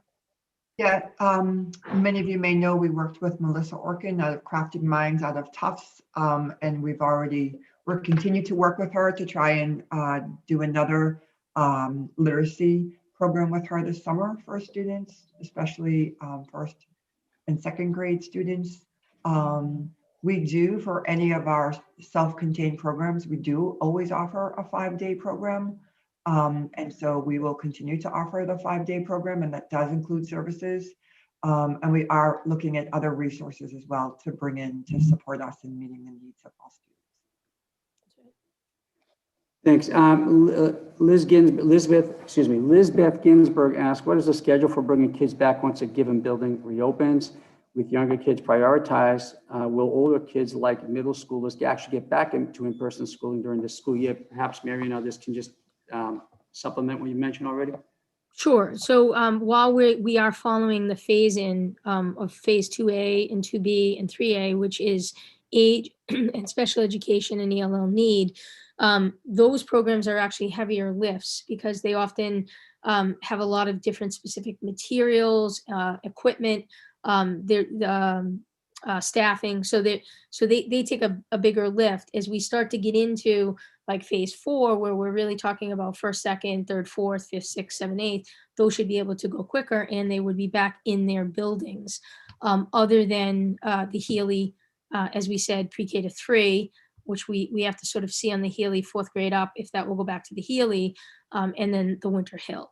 But everybody else at that point is kind of back in their building. So a lot of the stuff around the moving and the reorchestration that we're going through in the earlier programs won't be there. So we'll be able to go quicker on the back end of that. Thanks. Corey Meehan, as a follow-up on the question regarding negotiations with the SEU, are they prepared, maybe you can just supplement again, Mr. Green or others, that they are they prepared to come back to the classroom once these building improvements are complete? Is it possible that those teachers who are not comfortable returning to the classroom can remain remote? And the idea of when teachers may get vaccines, can anything be done to expedite that? I'll speak to the vaccine piece, the vaccination. We are meeting, we've pushed this, not just we here in Somerville and other communities and districts express the need to, at least in a categorically elevate teachers and educators as part of school reopening plans. We are meeting with the Commonwealth this Friday with other regional leaders, and we hope we'll have more on this. It's a point of concern for many of us, but thank you for the question. In terms of the other remaining answer, either Mary or Andre? Andre, I think you started to answer some of that in yours. Right. I think it's fair to say that it is our strong desire to not force teachers back. A lot of our current negotiations are about what are the things we can do to reassure educators of the safety of our reopening plans. And that continues to be our focus. Is we firmly believe that the best way to have a safe and equitable reopening for all of our students is to have our teachers be partners in that. And so that is our goal. Thank you. Omar, would you mind, we have two questions from Ms. Maria Lopez. They're in Spanish. I'm sure, do you see them? I can read out. I'm sorry, Omar, can you see them? They're at 7:45 and 7:46 p.m.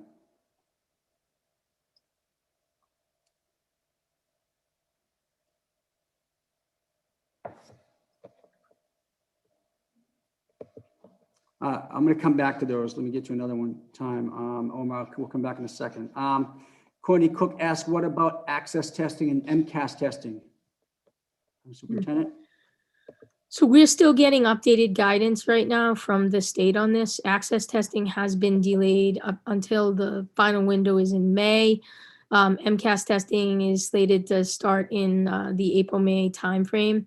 There are other districts that are in our situation, which is that they're remote and they're phasing back in, or they plan to stay remote.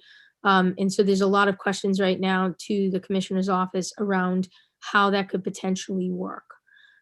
So that will be an example of something that will come as an update from us over the next couple of weeks as we get additional information. We actually have a AAAC meeting tomorrow that I'm hoping at the state level, and I'm hoping to get some information from. Another question that's come in, we just have an initial S. Thank you to everyone who has worked on the school safety. Thank you for prioritizing safety. Can you please describe what the 3 virtual days of hybrid would potentially look like? Who will provide that instruction? Sure. So Ms. Namaza, do you want to take a shot and then I'll chime in?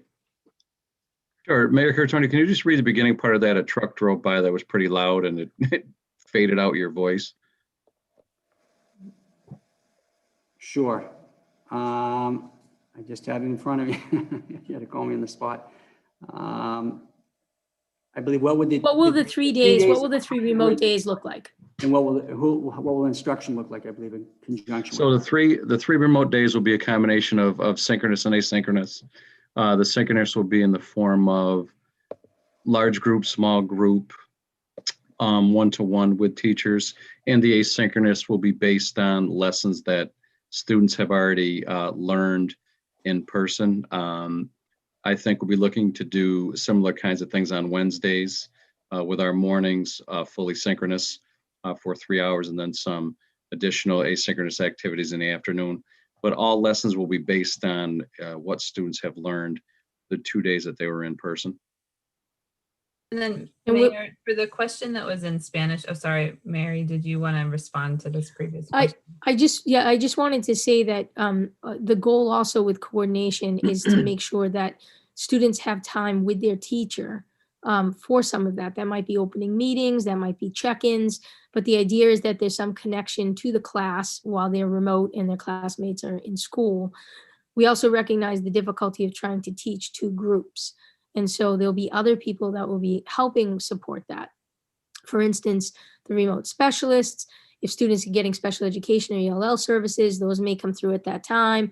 XBlock, their partner organizations like Citizen Schools or some of the other programming. So we'll be looking to try to build some of those things into the remote days so that we can maximize the in-person days with their teacher in-person activities. Go ahead, Kristin. Thanks. So the question is, where can people get the flu vaccine because the clinics are currently closed? So we still have Spanish translation. I don't know, Doug or Omar, if you want to answer it directly in Spanish.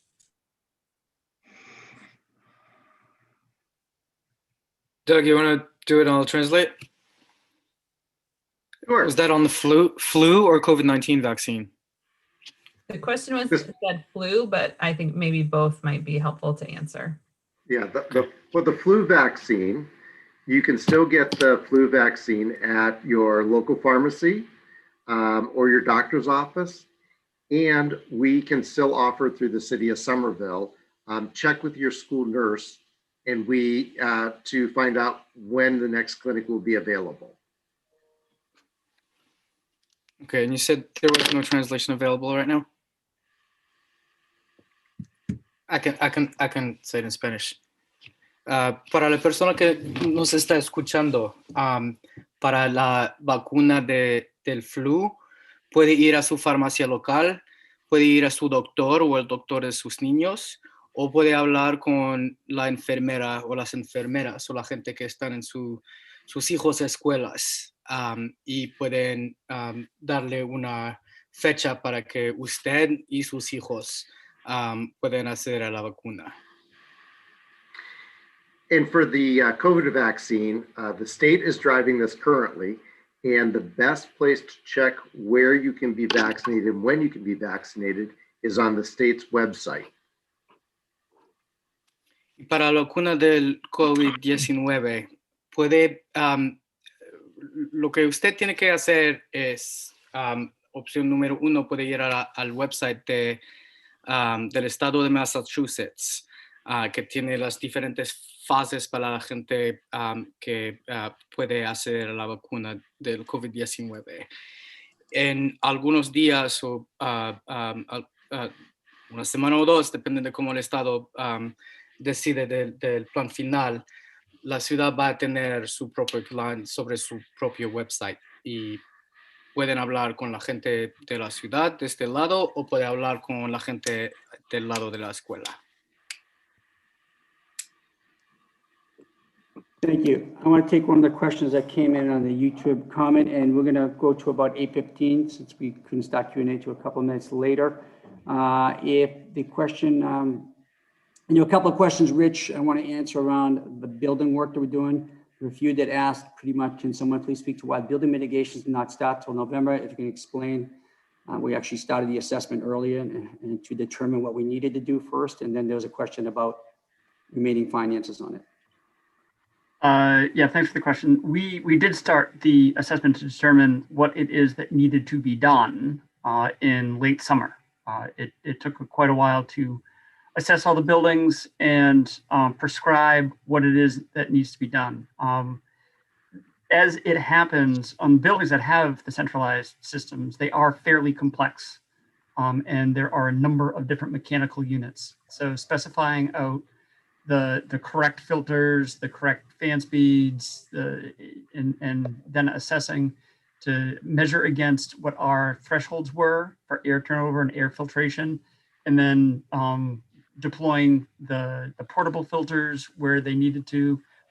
It took some time to get all of that. Even through an expedited emergency procurement, we still have to follow certain rules under Massachusetts procurement law, because we are a public entity. Is not as simple as a private company hiring someone to do this. So we had to follow several rules, did that as expeditiously as possible, and spun up the work as fast as possible. So this is about as fast as it goes. And I did see one of the comments questioning the 7.5 million. All of that money, or with construction contingency included, acknowledging the fact that we may find some unforeseen circumstances and we need additional funds, essentially all of that money is earmarked. And we have approved a few change orders along the way. some of which were to expedite delivery of certain equipment. But at this point, I would not forecast that we had substantial money left over from that appropriation. And just so for context and to clarify, when we get authority to borrow, in this case, $7.5 million to do this work, we can't, if we don't spend 7.5 or we borrow what we need, if there's anything remaining in contingency, we're not allowed to use it for a different purpose. It can be for another construction purpose that still has, there is a certain rules on how you get that done, but not for scope or outside something else. So I just want to make sure that that was a good question and people understand that. From Jean Griffin, questions regarding, are there going to be sports and clubs available for the kids to get out of the house? Even the best of students are struggling socially and emotionally. A year of remote learning is a lot for kids to juggle and engage.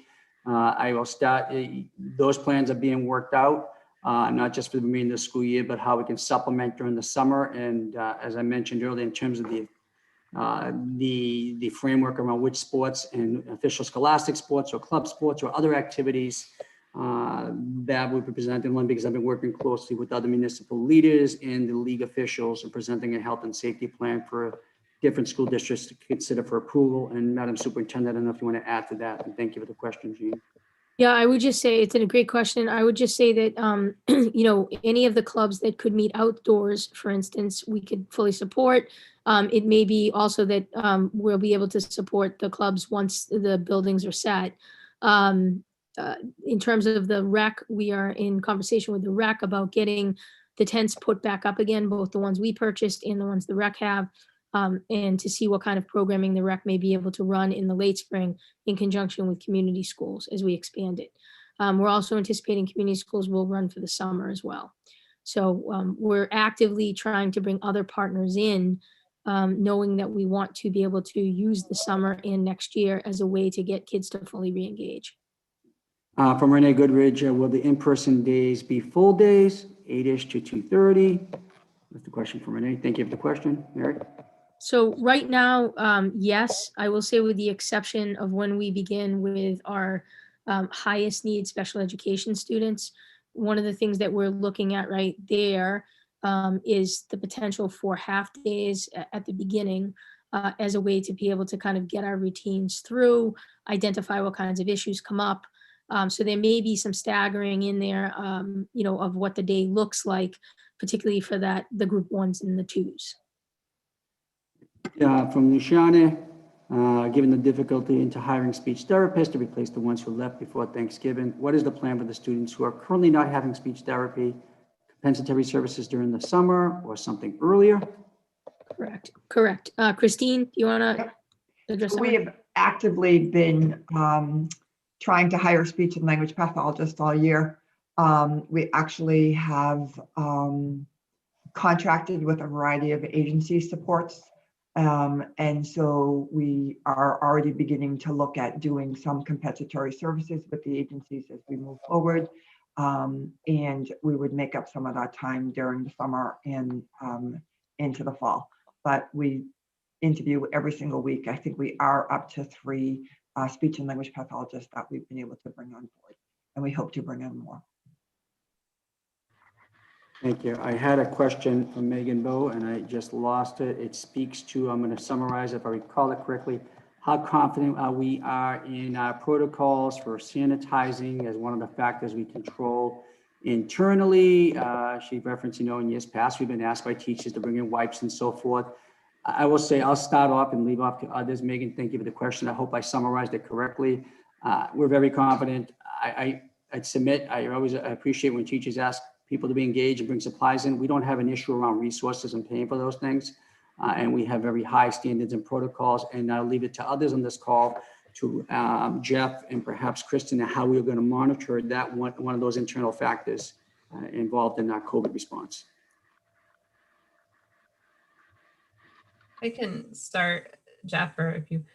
So one of the ways that we're monitoring this is tracking compliance with the cleaning protocols. So my team is working with DPW. There will be clipboards throughout the schools. So people need to check off when they've done certain key items, and that is going to be monitored closely.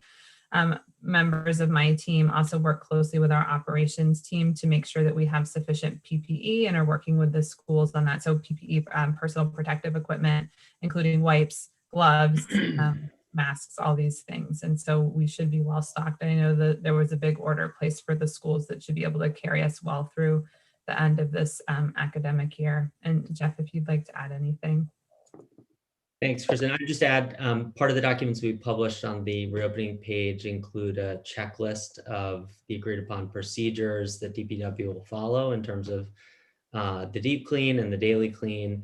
And those are procedures that have been in place with the community school students that have come back into the building. So we are we're trying these things out in real time and making sure that they are to the standards that we want them to be.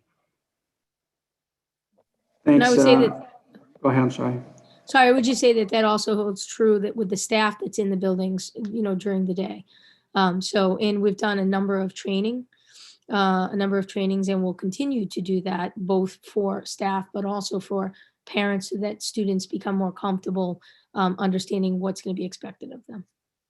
Mary, can I add? I'm sorry, Mayor. Go ahead, please. Yeah. I met with the school nurses with regards to our current PPE supply and all the equipment that we have, and they said we far exceeded any expectations that they had about the level of PPE that we have available for staff and students. So we're well stocked in that.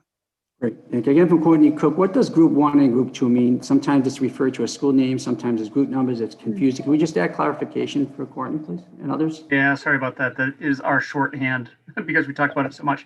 So the group 1 consists of the Argenziano, the Capuano, and the West.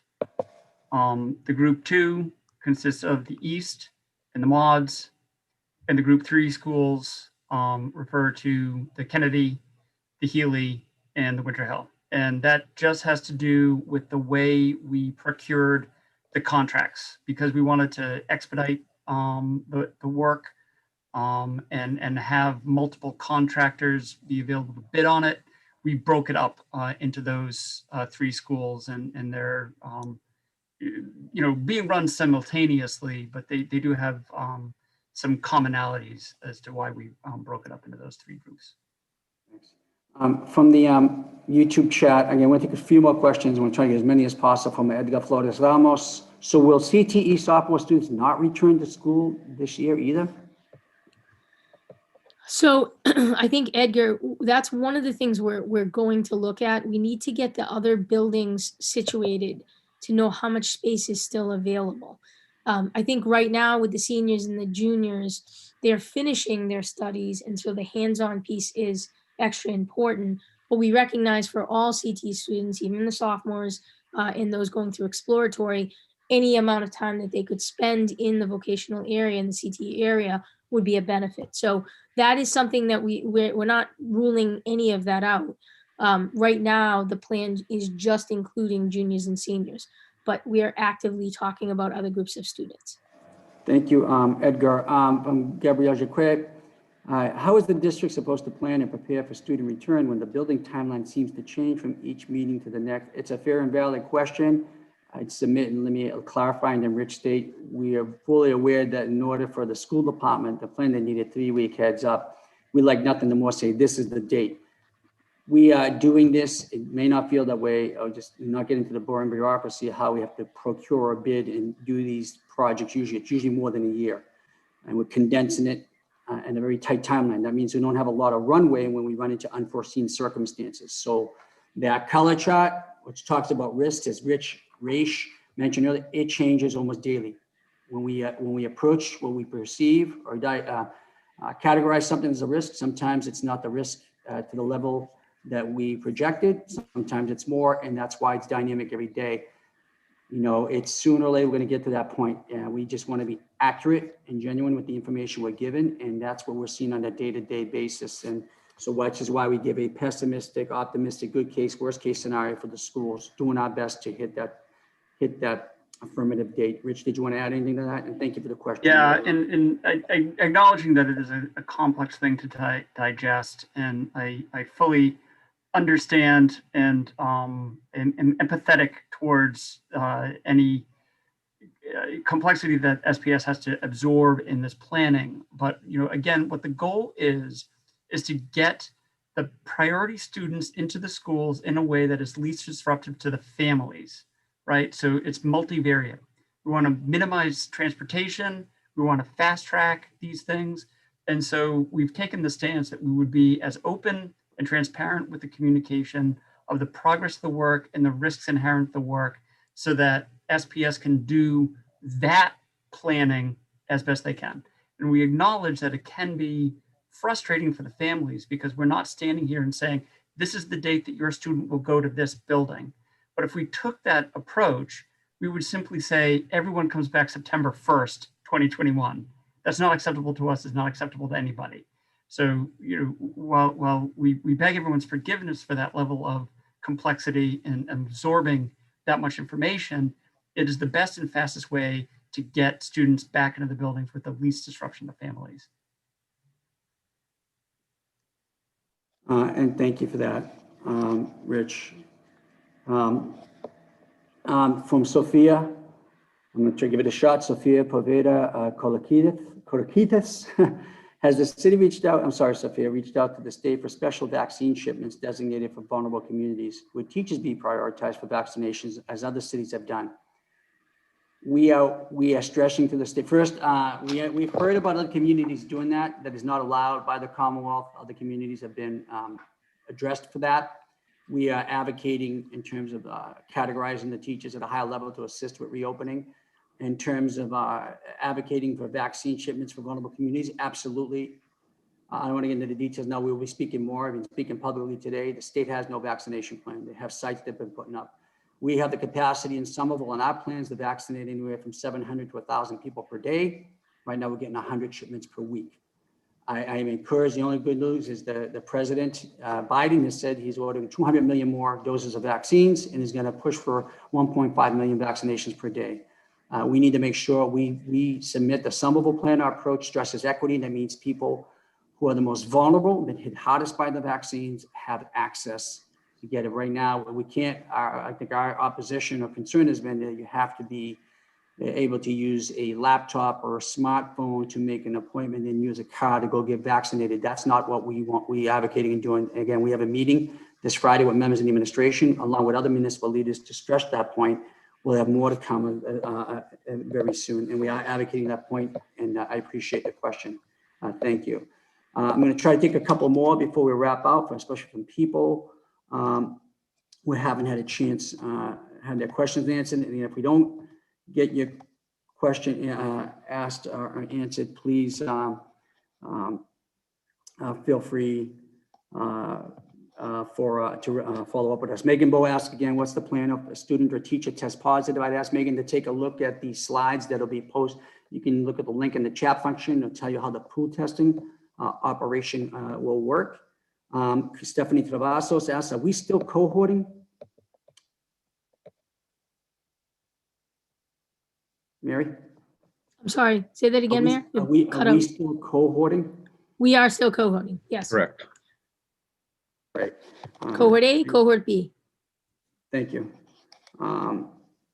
Alyssa Hurley asks, is there any plan for community schools to try to get the Brown School kids indoor at all? Perhaps you can elaborate. I saw on the slide, we talked about mid-February. Can we just have a supplement that answer for Ms. Hurley? Yeah, so I think Jeff or Rosanna, do you want to take that? It is one we're actively talking about. Yeah, we met on this today. We're trying to make sure we have appropriate space.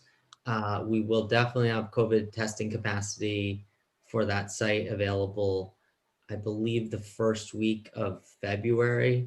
And so as soon as we have space that we feel comfortable having a small number of students in, we will we'll share that out with families. Leah Rachel Cohen, and this will be one of the last few questions here. What will it take to move to full in-person instruction?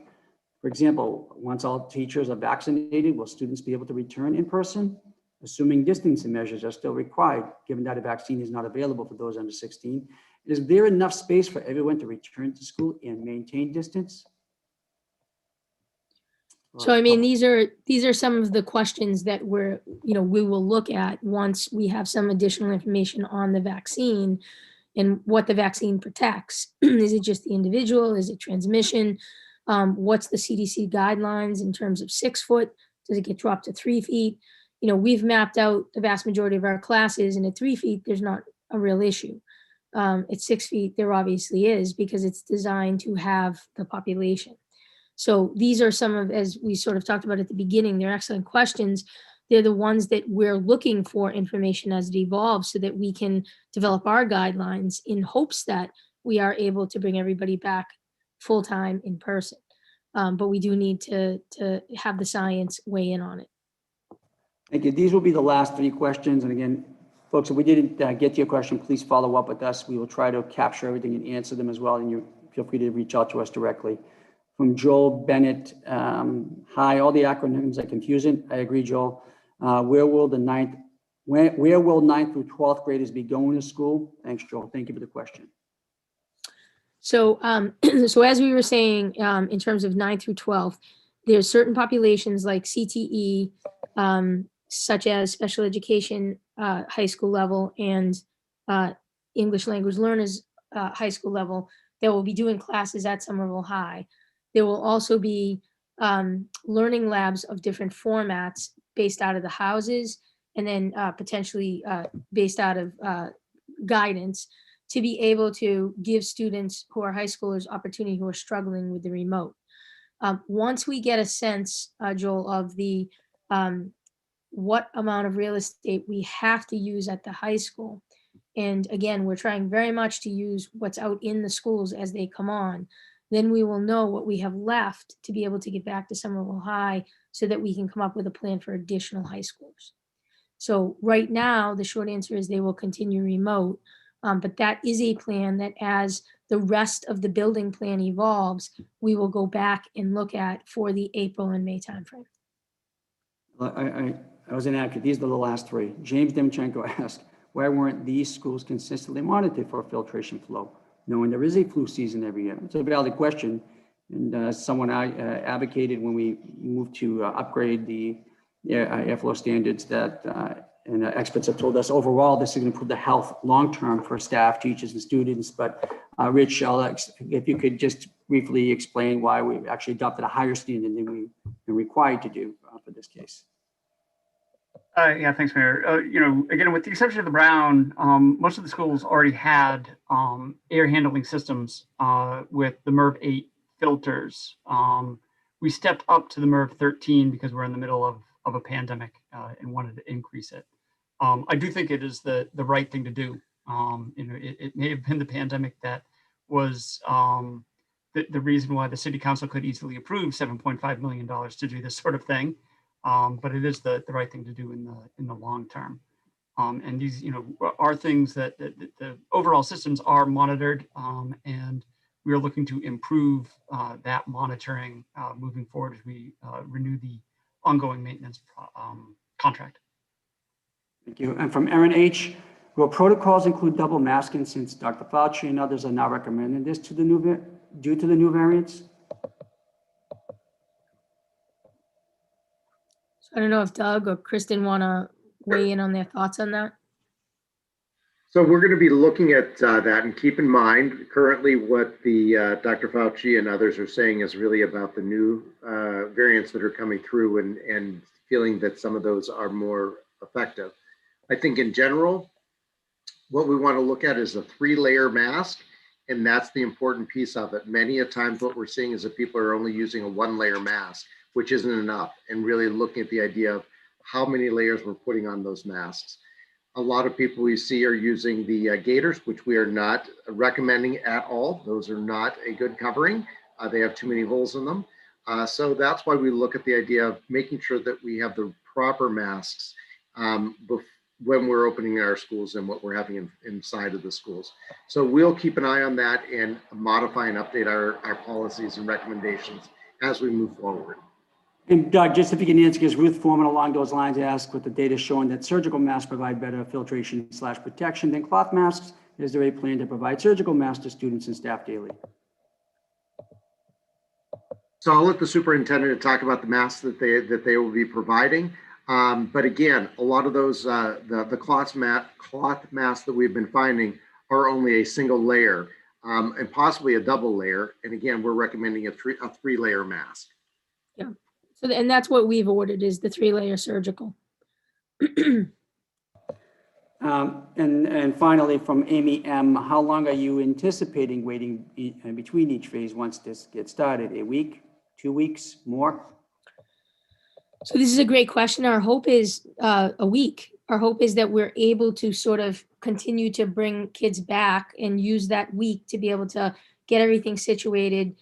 In the earlier phases, it may be in groups in 2A and 2B. It may take slightly longer because it also involves getting transportation set up. And so that is an extra layer. But once we get into like the pre-K and the K, we should be able to move much more rapidly. Thank you. I'll hand off to superintendent after I say a couple words. Thank you for everyone for joining us. I know we went over, but we tried to answer as many questions that captured everyone's comments or questions as possible. Again, if you have further questions, please follow up with us directly. We'll try to see if we missed any. If you want to see the slides or the recording, they'll be available of this meeting will be available at somervillema.gov/virtual town hall. It's in the chat function. And we will be back to meet with all of you, update you regularly as things evolve, and they will continue to evolve. And we're all in committed to get everyone back in a very safe and sustainable way, and to do whatever we need to do to supplement and provide the resources to the children in our community and the families to get them back up for what they missed as much as possible. We know there's a lot of need. We're acutely aware there's been an immeasurable amount of impact, and we are committed to that. Madam Superintendent, would you like to close us out? Sure. I just want to echo the mayor. You know, it's been the most disruptive year for you as your families and for educators. Our goal is to get our students back and to have our buildings be safe and to have our testing running the way that it needs to. And so we're definitely making progress toward that. I think going into February, we will be starting back up with sort of our weekly informational updates. And so even if it's small things that we can update on, I think it'll be important for you to see the progress as we're making our way toward March, where that will be the crux of when we're able to bring back a good number of the schools. So thank you again for all your help, your questions, your patience, you know, pushing in the areas to help us to expand that could help, such as community schools. You know, it's why we're such an amazing city and such an amazing community. So we look forward to being able to deliver and to get our kids back, get our staff back, and we'll look forward to giving you updates of that on a weekly basis now going forward. Thank you, everyone. Have a good evening. Thank you, everyone.